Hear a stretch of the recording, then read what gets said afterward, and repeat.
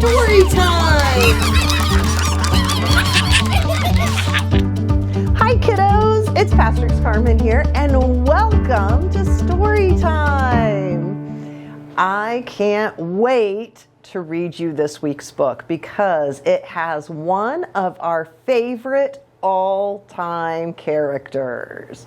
Can you guess who it is?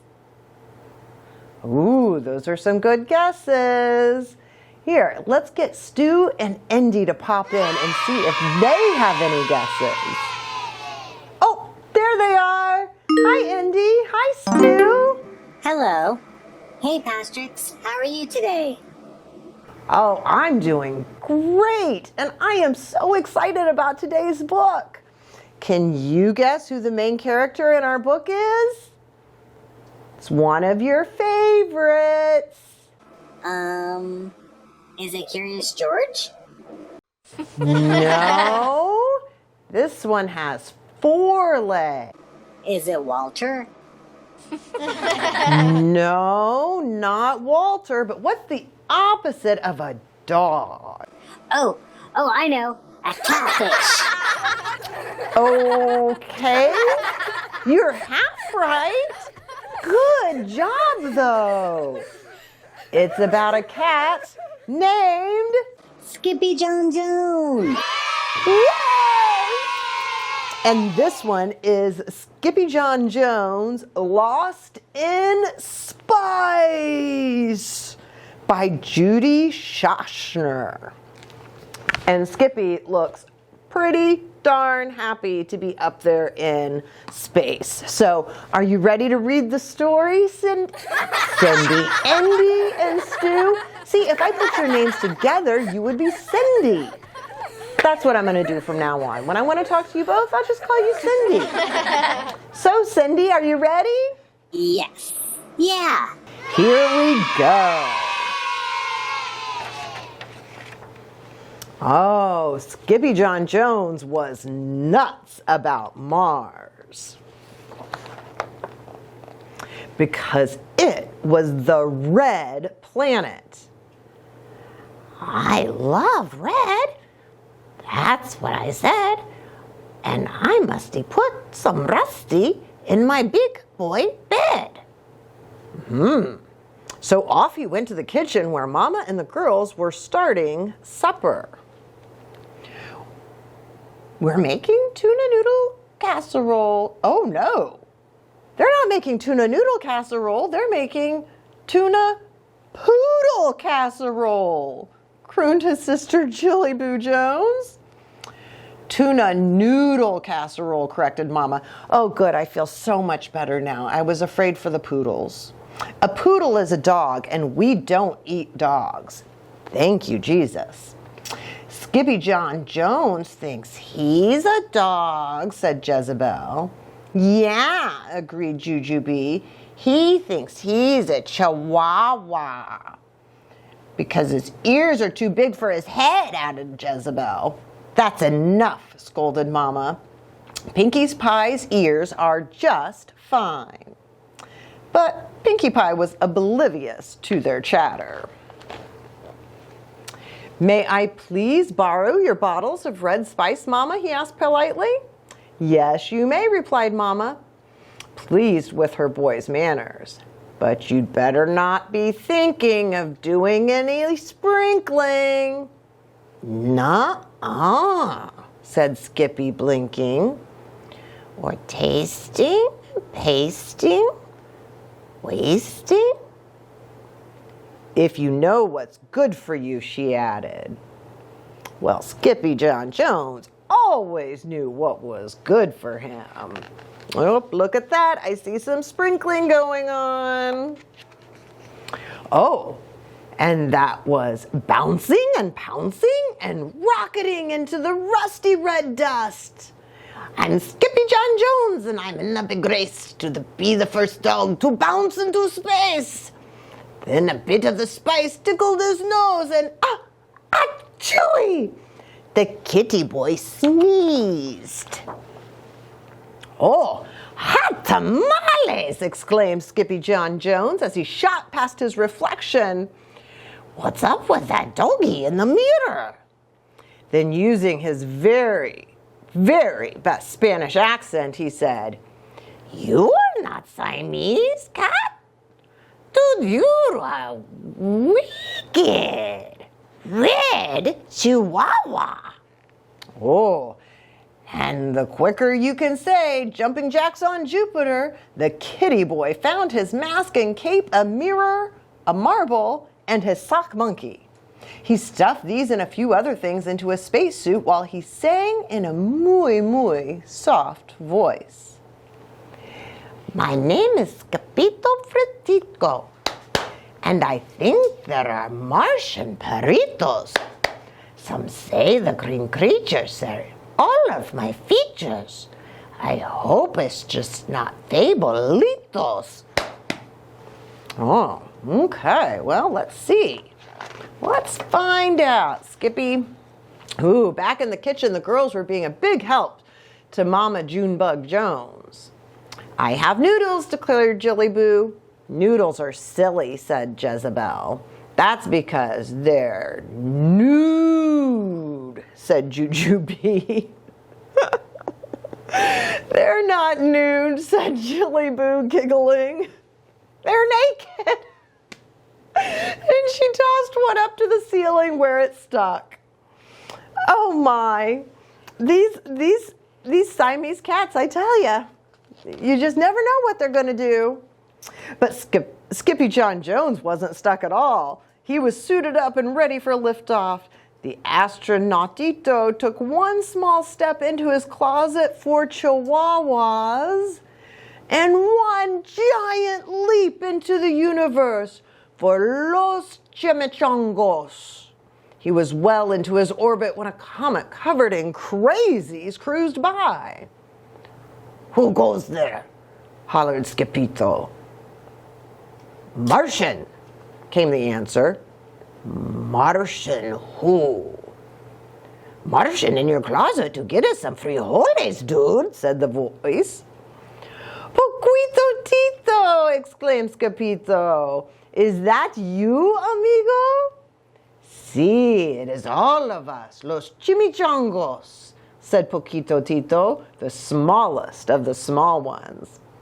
We are going to build a chili pollo pipeline from Mars to Earth, Popito.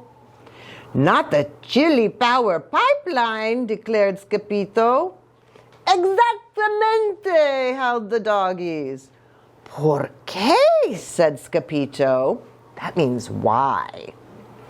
Because, amigo, said Don Diego, the biggest of the small ones, the chili powder on Mars is muy caliente, and it will keep us very warm in el infierno.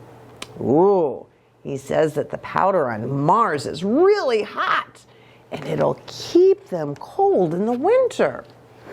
That's smart thinking. Is that what you would do? Would you use chili powder to keep warm, Indy? No. Yeah, I think it would just make me sneeze.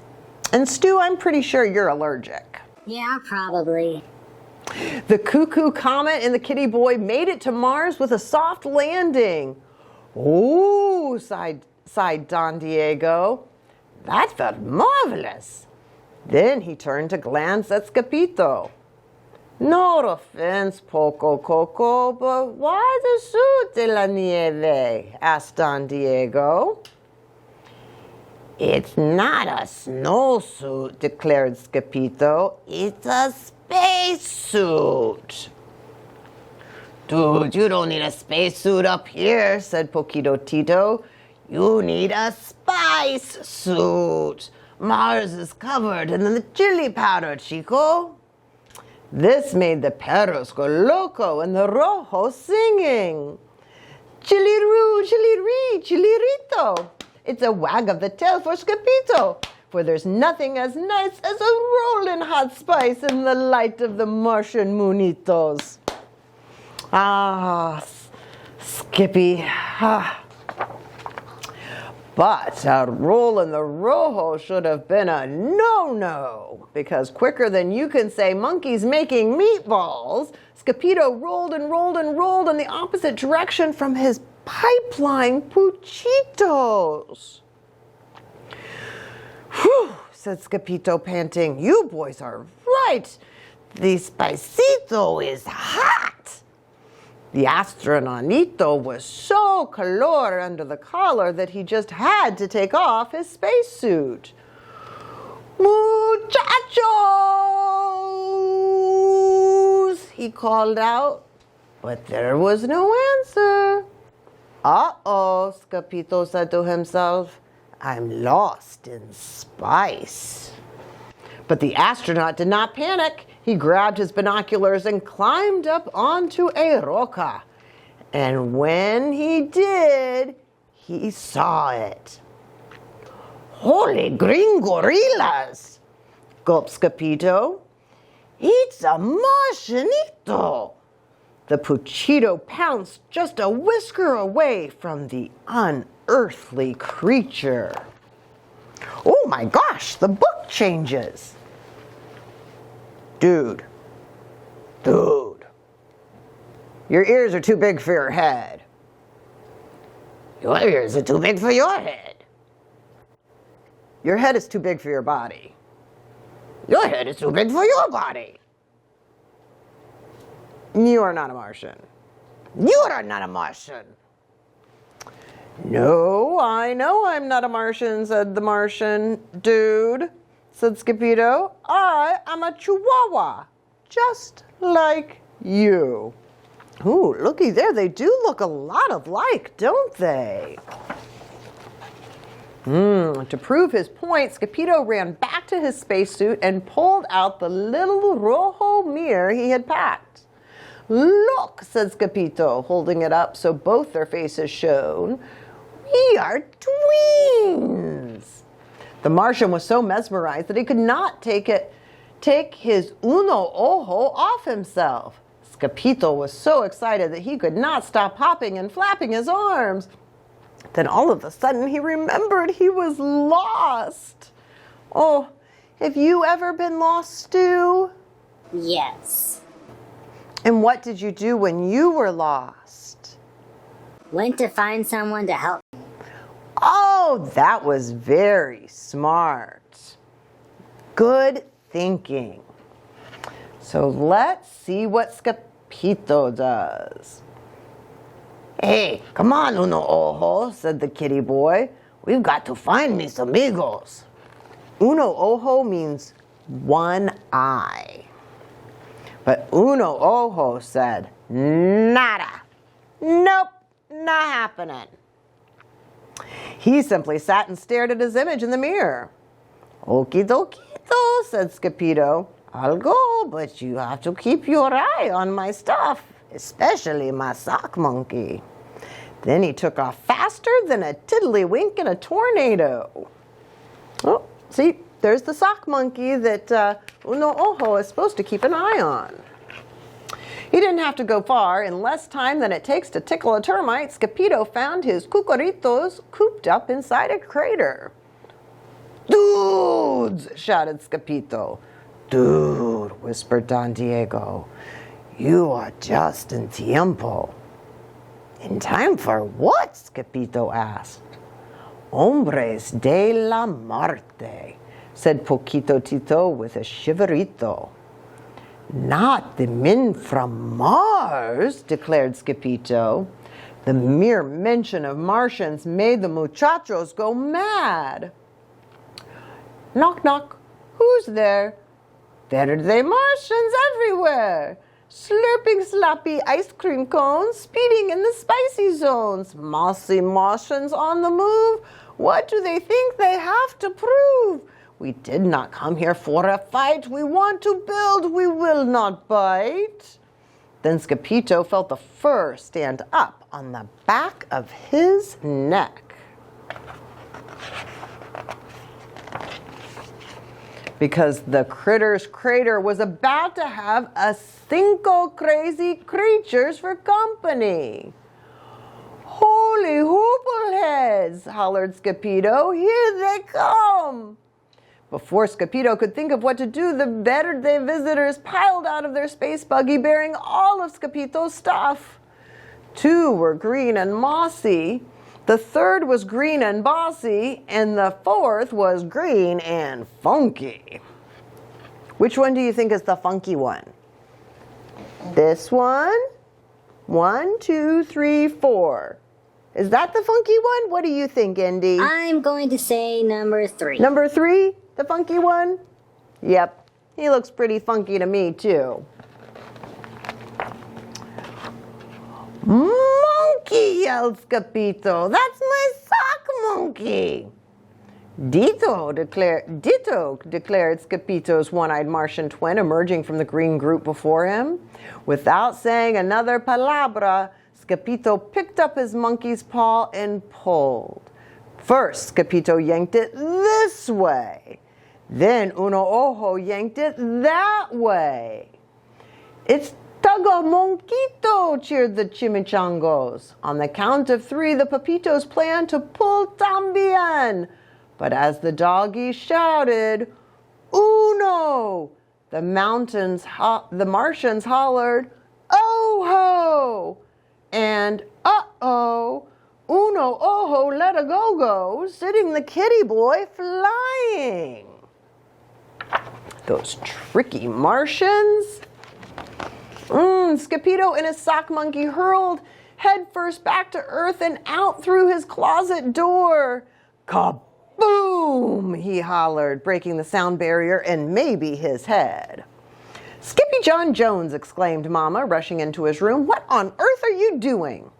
The kitty boy stood up and shook off a cloud of red spice. I didn't do anything on Earth, Mama, replied Skippyjon. I did everything on Mars. Oh, that's terrific, Major Tom, said Mama. Then she straightened the kitty boy's ears. You must be starving. Later that night, the kitty boy looked up at the stars. Mars, he muttered, beginning to bounce. Oh, I'm Skippyjon Jones, and I like my red jammies because they're made from the wool of green Martian lammies. Stop bouncing, Pinkie Pie, scolded Mama. I'm not pink, I'm red, said Skippy. It's over, Red Rover, said Mama. Just go to sleep. And that's exactly what he did. The end. Well, that was quite a surprise at the end, don't you think, Stu? Yeah. Do you know what I'm talking about? Yeah. The lamb Martians? And did you notice how that Skippy's pajamas were made from the wool of the green Martian lambs? That's what you said before his mom said, it's over, Red Rover. Yes, and do you remember what you promised? You promised to make me something out of your wool. How's that going? Me and Indy are working really hard on it. Okay, I can't wait. Mother's Day's coming up in about a month. Hint, hint. All right. Well, you two have fun in the treehouse, and I can't wait to hear what kind of lessons you learned from Skippyjon Jones' Lost in Spice.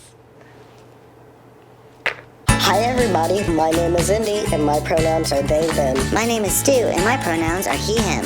And you're hanging out in Indy's Treehouse, where everyone is welcome and everyone belongs. Do you believe in UFOs, Stu? What are UFOs? Unidentified flying objects, like aliens and that stuff. Oh, I've never really thought about it before. I've been thinking about it a lot since we learned about Sally Ride and astronauts. Well, do you believe in aliens? I'm not sure yet. Pastrix says with God all things are possible, so maybe. Does that mean God is an alien? Does God live on another planet? Is that what heaven is? No. That's not what I meant at all. Well, why not? It all kind of sounds the same to me. Think about it this way. God doesn't live on another planet or in outer space.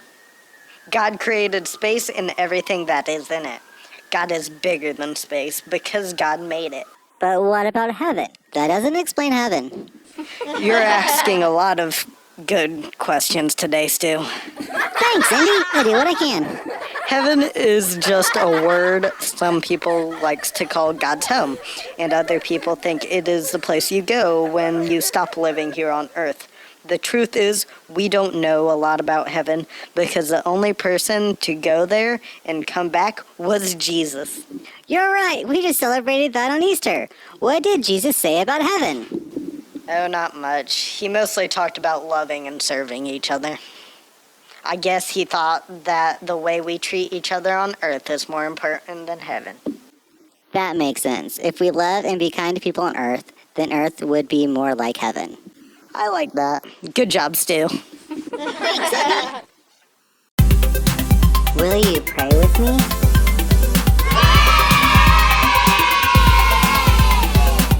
God, make my life a light within the world to glow, a flame that burns bright and pure wherever I may go.